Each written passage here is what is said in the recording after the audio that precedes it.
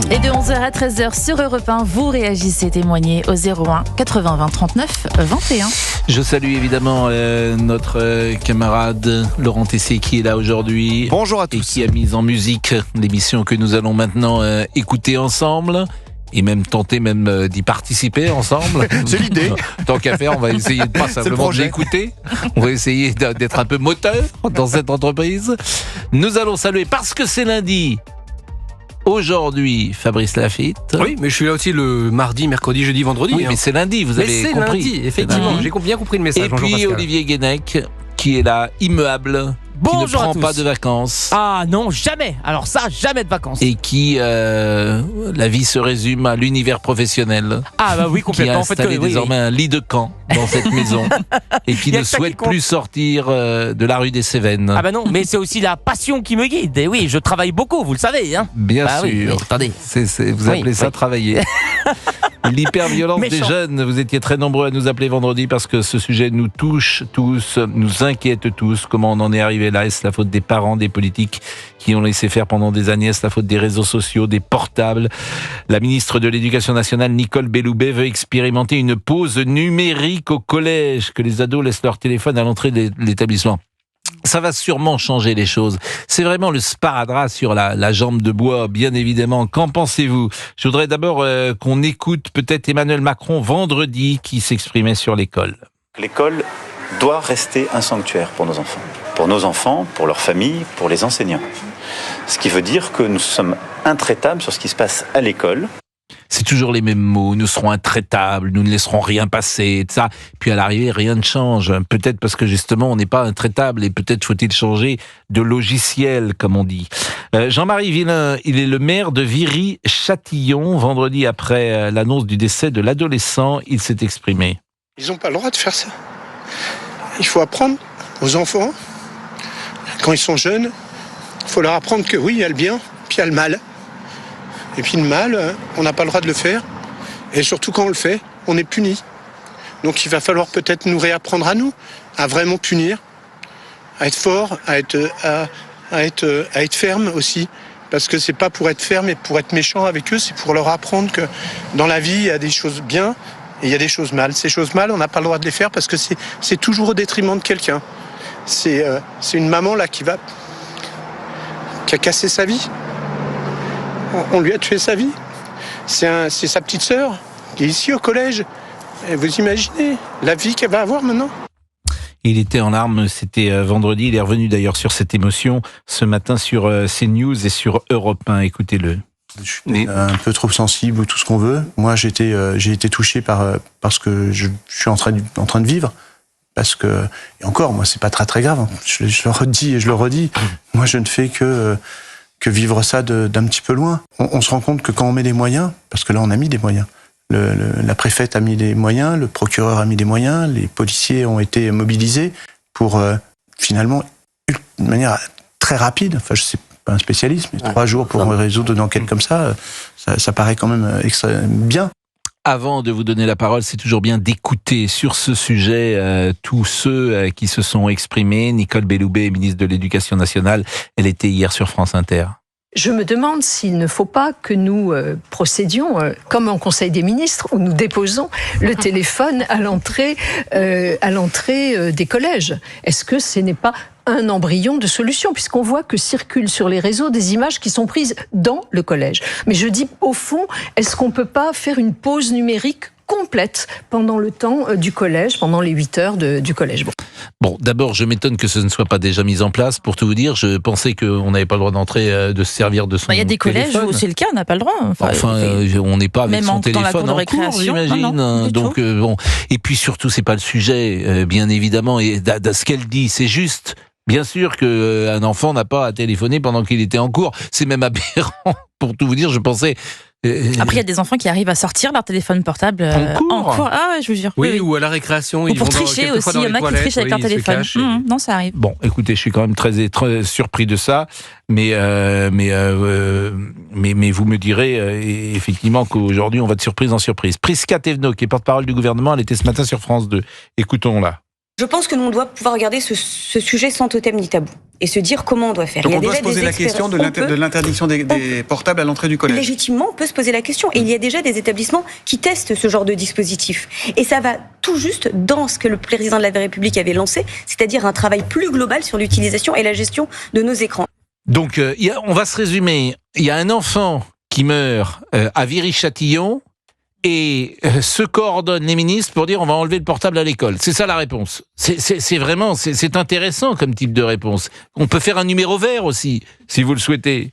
Non, mais ça, il y a de quoi se mettre en colère parce que d'abord, c'est vrai qu'il faut enlever le portable à l'école, mais les deux choses ne sont pas liées. Et c'est ça qui est insupportable. C'est déjà une forme de négation de la réalité que de dire cela. Manon Aubry, elle est tête de liste France Insoumise aux élections européennes. Elle était invitée hier du grand rendez-vous. Elle était sur Europe 1 et CNews. Vous savez, quand le gouvernement a supprimé, par exemple, dans le dernier budget, 1000 postes d'assistants d'éducation, il porte une lourde responsabilité, le gouvernement. Une lourde responsabilité dans ces drames-là, y compris dans celui de Viry-Châtillon. Oui, parce qu'il abandonne les élèves, ils les livrent à eux-mêmes quand on perd des repères, de l'entourage, d'adultes, des référents. Bon, on va marquer une pause et on sera avec Jean-Pierre qui est un grand-père inquiet et il y a de quoi l'être et puis on va entamer cette discussion et puis essayer un jour de trouver les bonnes solutions. Je conviens que ce n'est pas facile parce que je sais même pas si elles existent d'ailleurs. Mais quand vous voyez effectivement ce qui frappe dans cette affaire de Viry-Châtillon, c'est l'affaire combien elle est dérisoire. Dérisoire, c'est-à-dire que vous avez un jeune homme de 15 ans qui échange avec une jeune fille, qui parle visiblement de sexualité, qui s'envoie des messages, comme on peut s'envoyer des messages à cet âge-là, et vous avez 2 frères qui viennent le tuer à cause de ça. Vous vous rendez compte ? C'est effrayant. 11h13, à tout de suite. Et pour réagir avec Pascal Praud de 11h à 13h sur Europe 1, vous composez ce numéro non surtaxé. Appelez Pascal Praud au 01 80 20 39 21. Europe 1. Pascal Praud et vous. Merci de nous rejoindre sur Europe 1. Vous écoutez Pascal Praud de 11h à 13h et nous rejoignons Jean-Pierre qui nous a appelé. Pascal. Jean-Pierre, bonjour. Bonjour Pascal et bonjour à toute l'équipe et merci de me donner la parole sur Europe 1. Vous habitez où, Jean-Pierre ? Alors j'habite dans l'Essonne, dans le 91. Bon, et vous êtes grand-père ? Alors je suis grand-père et je suis à vol d'oiseau à 35 km de Viry-Châtillon où j'ai été très touché par ce drame. Et je suis pas inquiet pour mes enfants car ils sont adultes aujourd'hui, mais je suis inquiet pour mes petits-enfants. Et dont j'ai un petit-enfant qui s'appelle Léo et qui a 15 ans. Et ce drame qui aurait pu aussi arriver dans notre famille, Pascal, c'est très grave ce qui se passe dans notre pays. C'est très grave. C'est-à-dire ? Moi, j'ai l'impression, Pascal, le respect des parents, le respect des adultes, le respect du maître d'école, le respect du directeur, la crainte du directeur de l'école, tout ça, ça s'est perdu. Non mais je suis d'accord avec vous, mais une fois qu'on a dit ça, puisque la difficulté de ces sujets, c'est que nous disons souvent ce qui a déjà été dit. Alors je dis pas que vous dites une banalité, mais je pourrais dire la même chose d'ailleurs, Jean-Pierre, et moi-même, je dis des banalités parfois sur ces sujets-là régulièrement. L'autorité, effectivement, tu tires le fil de l'autorité et tu as une des clés de la société française. Mais c'est vrai à l'école, c'est vrai dans un vestiaire de football, c'est vrai dans un gouvernement, c'est vrai dans une entreprise, c'est vrai partout. C'est-à-dire que les droits individuels aujourd'hui, plus personne n'accepte l'autorité de quiconque, si je voulais résumer. Voilà, au nom des droits individuels. Au nom des droits individuels. Pour moi, Pascal, pour moi, les enfants sont en train de prendre pouvoir sur leurs parents. Mais c'est pas vrai partout. Pardonnez-moi, ce n'est pas vrai partout. C'est pas vrai partout. Il y a des enfants qui sont encadrés. Avec des familles qui restent structurées, où l'enfant, j'ai quelques exemples que je citerai pas à l'antenne, mais dans mon entourage proche, où je peux vous dire que les enfants sont tenus. Ils sont tenus, les enfants, croyez-moi, et même très tenus, et très accompagnés. Bien sûr, tout est une question d'éducation entre parents c'est et la enfants. responsabilité des parents. Alors, il y a des choses qu'on ne dit jamais pour le coup parce qu'elles sont politiquement incorrectes. Il y a des gens qui sont incapables d'avoir des enfants. C'est une erreur qu'ils en aient eu parce qu'ils sont incapables de s'en occuper. Voilà. Alors, c'est horrible de dire ça. C'est horrible de dire ça. Alors, parfois, c'est pile ou face. Le gosse, il va s'en sortir s'il est résilient, s'il se débrouille, s'il est tout seul. Mais parfois, ça peut être compliqué. Parce que la vie fait que tout le monde n'est pas capable de s'occuper des enfants, ce qui est la chose la plus dure au monde, hein, de toute façon. Hein. Oui, mais alors, Pascal, il faut quand même essayer de trouver des solutions. Alors, je ne sais pas lesquelles, justement. Moi, je vais vous en citer une. Ils nous ont bien confinés et ils nous ont bien empêchés de sortir pendant l'histoire du Covid. Et pourquoi ces hommes politiques ne prennent pas la décision? Parce qu'il faut prendre la décision et des décisions importantes et il faut aller, pourquoi pas, à faire un couvre-feu. Pourquoi pas, pour les mineurs. Oh, les mineurs, je pense que les mineurs, ils sont pas beaucoup dehors après 10 heures du soir quand même. Hein. Je pense que là, ça s'est pas passé après... Vous voyez, là, ça s'est pas passé après 10 heures du soir. Pourquoi pas d'ailleurs? Mais de toute façon, là où vous avez raison, de toute façon, c'est que... alors, un mineur, c'est en dessous de 18 ans, mais un garçon de 12 ans n'a pas à être dehors à 10 heures du soir tout seul. Bon. Ça, c'est clair. Donc, ça n'existe pas, en fait. Il n'y a pas de cas. Moi, j'ai eu des enfants, c'est jamais arrivé. Ils peuvent être avec toi l'été, pourquoi pas, ou quand tu reviens du cinéma, pourquoi pas encore, pendant la période de vacances, mais à 12 ans, t'es couché. Voilà. T'es couché, tu dors. Vous savez, Pascal, je vais vous donner un exemple de mon petit-fils de 15 ans. Même à l'école, les professeurs ne sont pas soutenus par la hiérarchie. Plus tard que semaine dernière, ils sont 38 dans la classe. Il y en a la moitié qu'on fout. 38. Oui, mais ils sont évidemment, c'est inadmissible qu'ils soient 38 aussi, parce que ils devraient être 25. Hein. 38, comment voulez-vous que le prof s'en sorte avec 38 élèves? Impossible. Pascal, dans la classe, il y en a une quinzaine qui ont foutu le bazar, ils ont mis de la musique avec leur téléphone. Le professeur n'a pas pu prendre le dessus sur les élèves, et qu'est-ce qu'il a trouvé comme moyen? C'est de punir toute la classe. Est-ce que c'est normal? Donc les professeurs, évidemment, ils ont peur aussi, peut-être, parce qu'ils sont pas soutenus par la hiérarchie. Le cas que vous décrivez, c'est très très simple. Le professeur, exclusion de 3 jours, de 8 jours de ces jeunes gens. Convocation des parents et décision. C'était ça qui se passait dans l'école dans laquelle moi j'ai grandi. Donc là, évidemment, donc c'est tout. C'est intéressant ça. Moi, je vous assure, j'aime bien fouiller les sujets. Et si vous nous donnez les coordonnées de ce lycée, moi je l'appelle le lycée, puis on appelle le proviseur, et puis on lui dit pourquoi ça s'est pas passé. Pourquoi les enfants sont pas exclus en fait. Moi, je veux bien qu'on fasse ça. Je sais pas. Alors évidemment, pour votre fils Léo, ça le met peut-être en difficulté parce qu'on dira pas que pas que ça vient de vous. Mais bon, vous avez combien de petits enfants? J'en ai 3 exactement. Bon, et vous trouvez qu'ils sont bien élevés, par exemple, Léo? Est-ce que vous diriez que Léo est élevé comme son père ou sa mère, comme ses parents étaient eux-mêmes élevés? Alors, je vais vous parler de mes deux petits enfants, dont j'ai ma petite fille qui s'appelle Emma, qui a 20 ans. Mon petit Léo qui a 15 ans et mon petit-fils, le dernier, qui va avoir 6 ans. Moi, je peux vous dire qu'ils sont élevés comme leurs parents et ils sont élevés comme leurs grands-parents.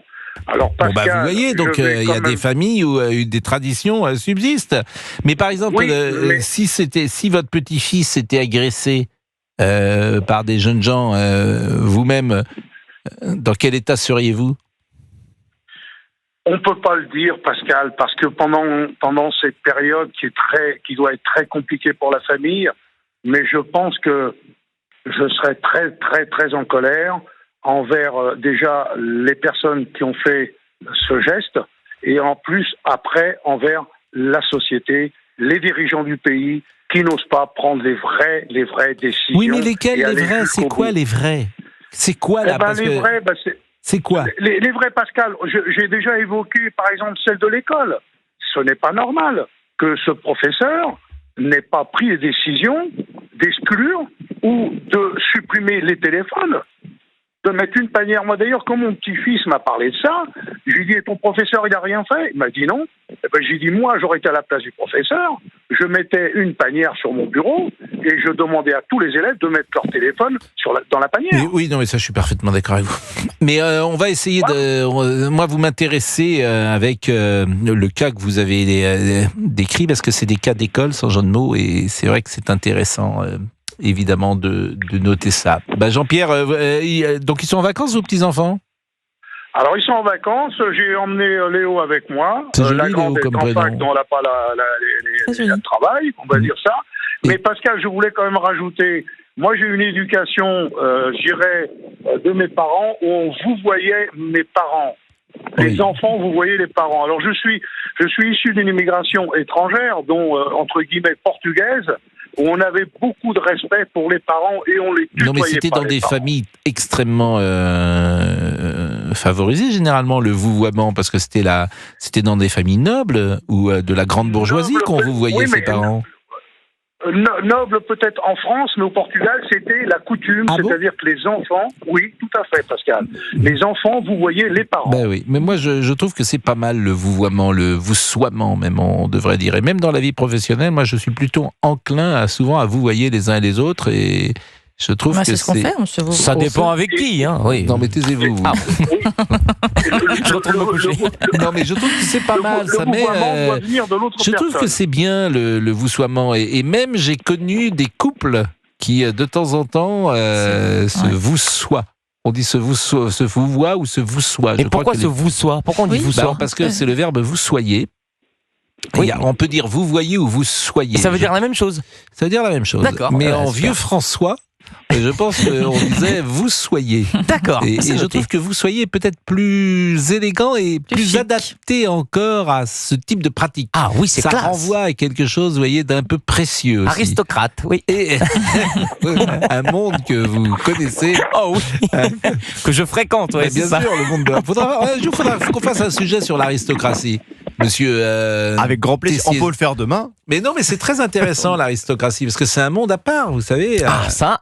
Je pourrais même pas dîner avec des aristocrates. Moi, je pourrais même pas. Pourquoi ça ? Je sauce, je tiens mal mes couverts. Je sauce, tout le monde sauce, mais tout le monde ne sauce pas de la même manière. Il y en a qui prennent une fourchette pour mettre le pain dans la fourchette. Oui. Non, mais c'est vrai ça, moi.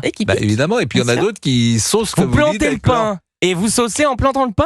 Oui, ça c'est comme ça qu'on sauce a priori, mais t'as pas besoin d'être aristocrate pour ça. Mais c'est pour ça que vous m'avez au dîner la dernière fois, vous m'avez dit ça va pas du tout. Parce que j'ai saucé avec ma main directement, avec ma main.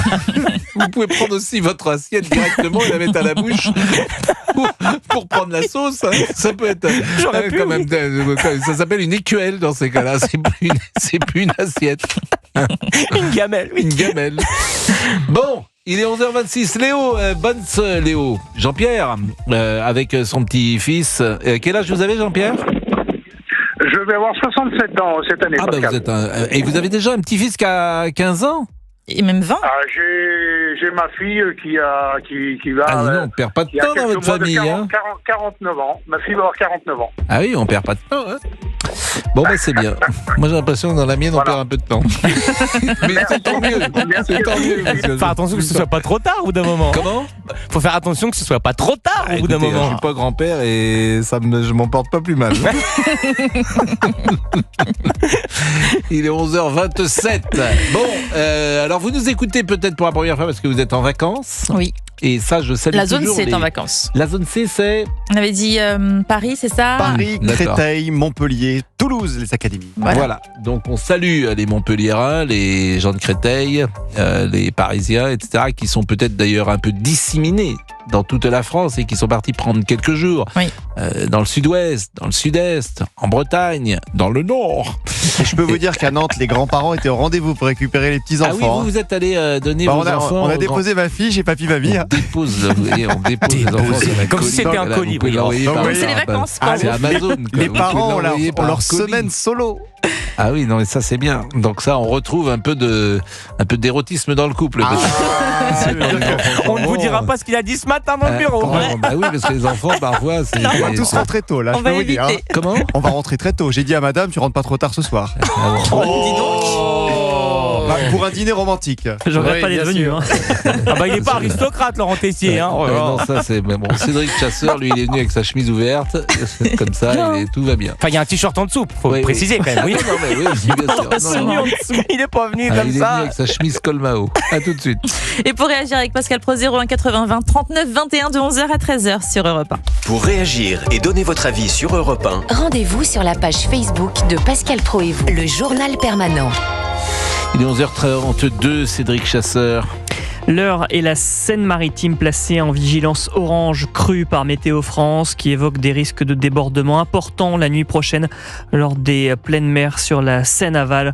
Le Finistère est lui en vigilance orange, vague, submersion et vent. Un différend impliquant la sœur de 2 suspects serait à l'origine de la mort de Chemseddine, 15 ans, tabassé jeudi devant son établissement scolaire de Viry-Châtillon dans l'Essonne. 4 hommes, dont 3 mineurs, ont été mis en examen cette nuit pour assassinat. Ils ont été incarcérés. Une mineure de 15 ans a également été mise en examen pour abstention volontaire d'empêcher un crime. Une affaire qui symbolise la hausse des règlements de compte entre bandes rivales depuis le début de l'année. C'est une information Europe 1, plus 8% depuis le mois de janvier comparé à l'année 2023. Des rixes commises essentiellement par des mineurs, 4 sur 5 et le plus souvent en Île-de-France. L'homme suspecté d'être le violeur à la trottinette à Grenoble a reconnu un fait de viol selon le procureur de la République Éric Vaillant, mais il nie les faits pour les autres affaires qui le concernent. Mis en examen pour avoir agressé 7 jeunes femmes, il a été placé en détention provisoire. Pour la 2e journée consécutive, des frappes russes ont touché la centrale de Zaporijia au sud de l'Ukraine, une zone en partie contrôlée par Moscou depuis 2 ans. 3 personnes sont mortes et 3 autres ont été blessées selon les autorités. Merci Cédric. Europe 1, Pascal Praud. De 11h à 13h sur Europe 1 et avec notre invité au téléphone, Pascal Frédéric Loos, secrétaire général du syndicat des commissaires de la police nationale. Bonjour monsieur. Bonjour. Bonjour monsieur Loos et merci d'être avec nous. Vous êtes un témoin privilégié forcément puisque vous êtes sur le terrain matin, midi et soir. Vous êtes policier depuis combien de temps ? Je suis policier depuis 1988. Donc vous avez un peu de recul sur ce qui se passe en France. Vous êtes dans des territoires, si j'ose dire, est-ce qu'on peut dire des territoires particuliers ? Tout territoire est particulier, mais est-ce que vous êtes dans des territoires plus sensibles ou plus difficiles que d'autres ? Alors, moi, dans ma carrière, aujourd'hui, je suis secrétaire général du syndicat des commissaires, donc j'ai aussi l'information qui remonte de tous les commissaires de police, mais j'ai exercé notamment 4 ans et demi comme directeur départemental il y a très peu de temps dans le Val d'Oise, qui est un département sensible, comme j'ai exercé comme commissaire central de Nice ou à Fontenay-sous-Bois, à Melun. Donc, évidemment, j'ai été confronté à cette violence qui n'a cessé de monter au fil des années. Et vous avez souligné que je suis commissaire depuis 1988, mais malheureusement, j'ai vu les digues céder une à une. Il y a 2 choses qui sont frappantes aujourd'hui, quoi. Il y en a beaucoup d'ailleurs qui sont frappantes. Mais il y a la jeunesse, parfois, des délinquants, et la féminisation des délinquants. Et ça, c'est quelque chose de nouveau. Je voudrais qu'on commence peut-être par la présence des femmes. Parce que dans ce qui s'est passé à Montpellier la semaine dernière, l'enquête, évidemment, il faut être toujours prudent, mais manifestement, c'est une femme qui est à l'origine d'une sorte de vendetta sur une autre femme. Et des femmes extrêmement jeunes. Est-ce que vous remarquez cela également dans les statistiques ? Oui, on remarque cela dans les statistiques et en général on remarque la montée de la violence des femmes, des jeunes filles, des très jeunes filles, et tout ce qui a été évoqué auparavant par vous, par vos auditeurs, sur les carences éducatives, sur l'absence de sanctions, concerne les jeunes garçons, les jeunes ados, mais aujourd'hui les jeunes filles qu'on voit également de plus en plus présentes, par exemple dans les trafics de stupéfiants ou dans des bandes de filles. Oui, c'est un phénomène qui monte, qui est préoccupant, et en plus avec une délinquance, même à bas bruit, qui se poursuit après le collège et le lycée, sur les réseaux sociaux. Ça, c'est un phénomène nouveau depuis une dizaine d'années. C'est l'effet néfaste des réseaux sociaux. C'est pas la seule raison. La raison est beaucoup plus profonde. On parle d'ensauvagement, et moi je récuse le terme ensauvagement parce que j'ai envie de dire c'est pas tout le monde et c'est pas tous les quartiers. Il y a des quartiers, on parlait tout à l'heure avec le grand-père de Léo, il y a des familles où la tradition d'autorité perdure, où la tradition d'éducation perdure. Donc cet ensauvagement, c'est de mettre un peu tout le monde dans le même sac, si j'ose dire. Et dans la société française, il reste sans doute des îlots de sécurité, des îlots d'éducation. Donc cet ensauvagement, est-ce que vous pouvez le préciser, sachant aussi, et c'est des sujets extrêmement sensibles, qu'en France, il n'y a pas de statistiques ethniques. Donc c'est très difficile d'affirmer de quel côté vient cette sauvagerie ou cet ensauvagement. Oui, effectivement. Bon, on a du mal déjà à poser des mots sur des mots parce que le débat est parfois piégé. On a peur de se faire traiter là de raciste, là de réactionnaire. C'est un débat bien connu. Et finalement, on n'avance pas, y compris sur ce qui est mon cas, sur des questions et des réponses républicaines. Vous l'avez dit, ça concerne pas tous les jeunes. C'est insultant vis-à-vis de tous les jeunes ou tous les jeunes des quartiers entre guillemets sensibles ou défavorisés. Ça ne concerne pas les jeunes, ça concerne des jeunes. Et entre L et D, il y a une lettre et c'est tout un constat, un état d'esprit qui est différent. Le problème numéro 1, c'est qu'on a cette violence, on l'a laissée perdurer de partout, à l'école, dans l'habitat social, dans la famille, dans la rue, etc. Et petit à petit, cette délinquance des mineurs qui commence par les incivilités, qui commence à l'école, qui commence parfois dans les transports en commun, qui commence parfois dans les quartiers, il n'y a pas de réponse pénale. Moi, je suis favorable à un équilibre entre prévention et répression qu'il est inepte d'opposer. On a besoin des deux. Il ne peut pas y avoir de prévention réussie, d'éducation réussie, s'il n'y a pas de répression. On a abandonné l'idée de sanction, on l'a marginalisée, on l'a vilipendée, on l'a caricaturée. Les Américains en particulier, je pense à New York, qui ont mis en place la politique de tolérance zéro, qu'on a caricaturée en France, ont eu d'excellents résultats. Tolérance zéro, ça veut dire, c'est la base.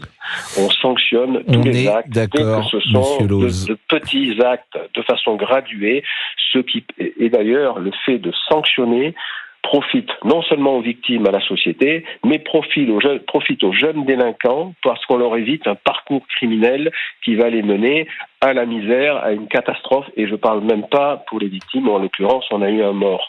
Ça, c'est quelque chose de fondamental. Il faut réhabiliter la sanction progressive et de partout. Dans les écoles, dès le moindre acte qu'il faut. Tolérance zéro pour Frédéric Claus, qui est secrétaire général du syndicat des commissaires de la police nationale. Brahim est là et Brahim vous écoutait. Bonjour Brahim. Bonjour. Est-ce que vous pouvez nous dire votre parcours ? Vous avez 42 ans ? Oui, bonjour Pascal Pro. Bonjour à toute l'équipe. C'est vraiment un honneur de parler avec vous. Il est réciproque cet honneur. Vous habitez dans la région PACA ? Oui. Vous êtes né à Marseille peut-être ? Non, à côté, à Toulon. Bon, et vous avez un avis sur cette société aujourd'hui qui se met en place ? Alors moi, j'ai été très choqué de la mort de ce jeune homme. Et j'ai entendu la réaction des politiques ou des différents... Bon, moi, je suis pas là pour juger, mais quand on parle d'écran et de manque de personnel, alors peut-être... ça explique ça, mais moi je pense que c'est beaucoup plus profond. Moi, quand j'ai su le motif de cette agression, que moi ça m'a rappelé. Moi, je suis français, je suis d'immigration maghrébine, et je pense que, excusez-moi, je vais mettre les pieds dans le plat. Moi, je pense que c'est un schéma comportemental importé, moi, que j'ai pu constater quand j'étais petit en Tunisie. C'est-à-dire que la femme est la propriété de la famille, la propriété de l'homme, qu'il faut l'aval de l'homme pour qu'elle ait une relation avec un autre homme ou avec une relation sexuelle. Et je pense que ces auteurs-là, soit ils n'ont pas compris, soit ils ne veulent pas comprendre dans quel pays ils vivent. C'est-à-dire qu'en France, la femme est libre, n'a pas de compte à rendre à sa famille ou pas de compte à rendre à qui que ce soit pour qui elle fréquente et voire même sur sa sexualité. Je pense que c'est beaucoup plus profond que ça. Et cette idée de l'honneur de la famille, l'honneur le mot honneur, moi je trouve ça très choquant. J'ai entendu des radios parler de reprendre un crime d'honneur ou d'aide d'honneur. C'est d'une certaine manière légitimé. Je prends bien sûr des guillemets, mais j'y vois, oui, une manière d'atténuer. Parce que le mot honneur, c'est comme si c'est justifié qu'on aille tuer quelqu'un. Je suis très étonné, moi, que ce terme d'honneur ait été repris par des journalistes, pour tout vous dire. Moi aussi, j'ai l'impression qu'on tourne du pot, qu'on n'ose pas dire les mots, et que, moi, ça fait longtemps que je constate des choses que j'ai déjà constatées quand j'allais en Tunisie très petit en vacances, et je me dis La société dans laquelle on vit en France, parfois, c'est pas ça. Mais moi, j'aime beaucoup ce pays. Je remercie mon père d'avoir quitté la Tunisie, d'être venu en France. Je le dis haut et fort. Pour moi, c'est un beau pays. J'ai la chance d'avoir grandi dans un pays où j'ai pu faire mes choix. Et que en 2024, on est encore dans ce modèle-là, alors que j'ai connu quand j'étais très petit. C'était dans les années 90, dans un village paumé en Tunisie. Je me dis. Je sais pas, je me pose la question, est-ce qu'ils ne veulent pas... C'est une minorité, encore une fois. Non, mais c'est un retour, effectivement, une forme d'intégrisme qui existe, et là où vous avez raison, c'est une minorité, mais c'est vrai que toutes les sociétés n'en sont pas au même niveau de développement, bien évidemment, et que la société occidentale, les sociétés européennes sont souvent en avance sur les droits individuels, et qu'évidemment une société qui permet aux femmes de vivre normalement, d'avoir la sexualité qu'elles le souhaitent, de pouvoir travailler si elles le désirent, cette société est plus avancée qu'une société qui empêche les femmes de sortir, qui les oblige à porter un voile matin, midi et soir, etc. Bien sûr que toutes les sociétés ne sont pas au même niveau de développement. Alors quand on dit ça, ça ne veut pas dire qu'il y a des sociétés supérieures ou inférieures, je dis elles ne sont pas au même niveau de développement. On va marquer une pause, Brahim, parce qu'il est 11h43. Et non, mais restez encore quelques secondes avec nous, parce que ce que vous dites est vraiment intéressant, puis votre position est intéressante. Puisque vous êtes né où, Brahim? Je suis né à Toulon. Ah oui, vous êtes né à Toulon, vous m'avez dit, oui. Et mais vous étiez, vous retournez mais vos parents sont nés en Tunisie? Alors, mon père est né en Tunisie, et ma mère est née en France. Et effectivement, mais vous avez 42 ans, donc vous êtes d'une autre génération. Ce qui nous surprend, nous, c'est cette 3e ou 4e génération qui n'a pas, qui refuse parfois l'assimilation. Je dis bien parfois, faut pas généraliser, mais certains en tout cas refusent l'assimilation, alors que dans votre génération, il y a moins de soucis. C'est ça qui est paradoxal. On pourrait imaginer que la 3e ou la 4e génération s'assimile mieux que la précédente. Non, en fait. Ouais, c'est étonnant. Moi, j'ai l'impression qu'il y a un espèce de retour. C'est compliqué pour moi. C'est ce que je constate. Je dis pas que j'ai raison. Brahim, on en parle après la pause, parce qu'il est 11h44 et il faut qu'on fasse une pause. Et vous voulez réagir avec Pascal Pro sur Europe 1, vous composez ce numéro. Appelez Pascal Pro au 01 80 20 39 21. Il est 11h46, bienvenue sur Europe 1. Vous écoutez Pascal Pro, de retour dans moins d'une minute. Le temps de vous rappeler que ce soir, de 20h à 21h, vous retrouvez Elisabeth Assayag pour La France Bouge. Et ce soir, vous écouterez La France bouger dans la filière céréalière, des grains jusqu'au pain. Elisabeth Assayag reçoit... Des grains jusqu'au pain? Bah oui, des grains, des petits grains pour faire le pain. Voilà. Donc, et à 21h, le débat est retransmis sur Europe 1. Exactement, avec Sonia Mabrouk et... Donc on entendra Joe Hume plus tard. Ce soir, peut-être pas. Non. Il n'y aura pas de... Ça sera plus tard. Demain. Voilà, exactement. Donc je termine. Le principe de plus tard. Voilà. Non, mais ça aurait pu être plus tard dans la soirée. Oui, évidemment. Voilà, on vous taquine. Je peux terminer de parler d'Elisabeth Assayag, voilà, que vous retrouvez donc ce soir pour La France Bouge. Et elle reçoit donc Apollonia Poilane, PDG de Poilane, boulangerie artisanale depuis 1932. 20h-21h, La France Bouge sur Europe 1. Comment? Je sais pas. Non, mais c'est une jeune femme. Oui, c'est une jeune femme, voilà, exactement. Blague. Oui, mais Poilane, évidemment, elle a repris l'affaire de ses parents, qui étaient décédés dans un accident d'hélicoptère, je crois. Et ce qu'elle fait est absolument formidable, cette jeune femme. Et là, vous l'entendrez ce soir sur Europe 1. Dans La France Bouge. Dans La France Bouge. À tout de suite. À tout de suite.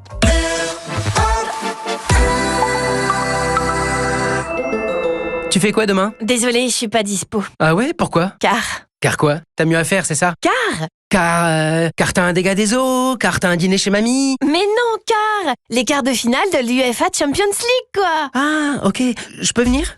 Retrouvez les quarts de finale de l'UEFA Champions League avec Real Madrid, Manchester City, demain à 21h sur Canal+ Foot, et Paris SG Barcelone, mercredi à 21h sur Canal+ et Canal+ Foot. Rendez-vous sur boutique.canalplus.com. Vous hésitez à passer à la motorisation GPL. Pourtant, vous bénéficieriez de la vignette critère 1, d'un prix au litre à 1 € et d'une autonomie jusqu'à 1000 km. En ce moment, Renault Clio GPL est au même prix que Clio Essence, des 160 € par mois. Prix moyen France mars 2024 avec un plein selon norme WLTP. Clio Evolution TCE 90 ou Clio Evolution TCE sans GPL hors option. LLD 37 mois, 30 000 km, premier loyer 2500 €, si accordiaque. Offre à particulier du 1er au 30 avril, voir Renault.fr. Pour les trajets courts, privilégiez la marche ou le vélo. Europe 1. Pascal Pro et vous. De 11h à 13h sur Europe 1 et toujours avec Brahim au téléphone, Pascal.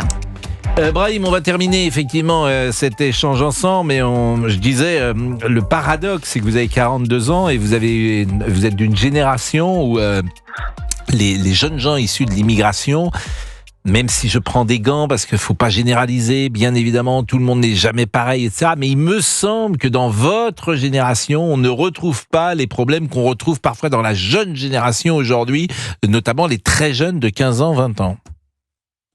Moi, je suis tout à fait d'accord. J'ai l'impression qu'il y a un retour culturel et cultuel On a l'impression que la génération de maintenant, si elle doit s'intégrer, voire s'assimiler à la société française, c'est comme vous savez, c'est comme être considéré comme un traître vis-à-vis du pays d'origine. Vous voyez, c'est un peu un sujet tabou moi, c'est ce que je constate. Vous savez, je vous fais un retour de ce que j'ai pu voir et les conversations que j'ai avec des amis ou d'autres collègues.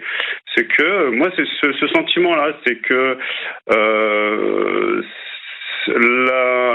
on passe d'un pays où l'islam est très présent, où tout est coordonné, à, par exemple, à la laïcité, où on a le droit de critiquer une religion et on a le droit de faire ses choix selon ses envies, selon ce qu'on veut faire. Ce qui n'est pas forcément le cas je vous parle de la Tunisie parce que Algérie, Maroc, je connais pas trop, et pays d'Afrique Nord, je connais pas non plus, mais je vous fais juste un retour là-dessus. C'est vrai que je sais pas, c'est bizarre ce retour de religieux, culturel et qui est quasi intolérant. Parfois intolérant et voire même des fois très sectaire. On termine cette séquence avec ce qu'a dit Mila ce matin. Mila quand même qui a dit beaucoup de choses. C'était passionnant d'ailleurs cette interview. Elle remet également en cause Yann Barthès. Ça va être énormément commenté parce que elle explique quand même que on l'avait briefé chez Yann Barthès pour qu'elle dise qu'elle était désolée des propos qu'elle avait tenus. Et voilà ce qu'elle rapporte. Mais je voulais qu'on écoute le passage que notre ami Laurent Tessier a calé. Moi, j'ai l'impression qu'on a une véritable police des mœurs dans les lycées. Une police des mœurs de la part des autres jeunes? De la part des élèves qui sont d'ailleurs encouragés souvent par leurs parents vis-à-vis de leur éducation, qui se sentent mais en totale impunité. On parle de jeunes mais qui s'encouragent mutuellement. En général, c'est vraiment quand on est au sein de ma génération qu'on comprend comment ça se passe. C'est déjà des groupes Snapchat de personnes mais qui... Vous n'êtes pas ouvert. Ah voilà. Ouais, c'est ce qui s'est passé évidemment. Ayant été au lycée, les passes, mais c'est tellement plus facile. On connaît la violence au-delà de la à mon. Bon, on a un petit souci manifestement sur le son. Fabrice Lafitte, qu'est-ce qui s'est passé? On n'a pas tout écouté. Je ne sais pas si on peut le réentendre ou pas. Ce que je retiens avec effort, c'est police des mœurs. C'est-à-dire que c'est cette jeune fille qui dit les choses que les journalistes n'osent même pas dire. Voilà, elle est témoin et elle rapporte. Et ce qu'elle a dit ce matin sur l'antenne de BFM, c'est pas une déflagration. Parce qu'on sait tout ça, bien sûr. Mais je suis toujours frappé combien certains hésitent à le dire sous la fameuse phrase « On ne va pas mettre de l'huile sur le feu ». Mais dire cette phrase, c'est reconnaître qu'il y a le feu et qu'il ne faut pas dire qu'il y a le feu. Donc je redis en permanence. On peut le réécouter le son peut-être? Oui, absolument. On a réglé le souci. Moi, j'ai l'impression qu'on a une véritable police des mœurs dans les lycées. Une police des mœurs de la part des autres jeunes? De la part des élèves qui sont d'ailleurs encouragés souvent par leurs parents vis-à-vis de leur éducation, qui se sentent mais en totale impunité. On parle de laïcité au sein des établissements. Est-ce que la laïcité, elle est encore efficace aujourd'hui? Pour moi, la laïcité, elle est morte. Bon, ça, ce sont des phrases extrêmement courageuses, extrêmement puissantes, bien évidemment, et qui devront être commentées. Je pense que Madame Belloubet ne dit pas les choses, ou elle ne veut pas voir les choses, ou on est dans un moment, ce que disait Bernard-Henri Lévy aussi tout à l'heure, de très grande gravité, et il faut dire les choses. Police des mœurs, c'est pas rien quand même, ce que dit cette jeune adolescente.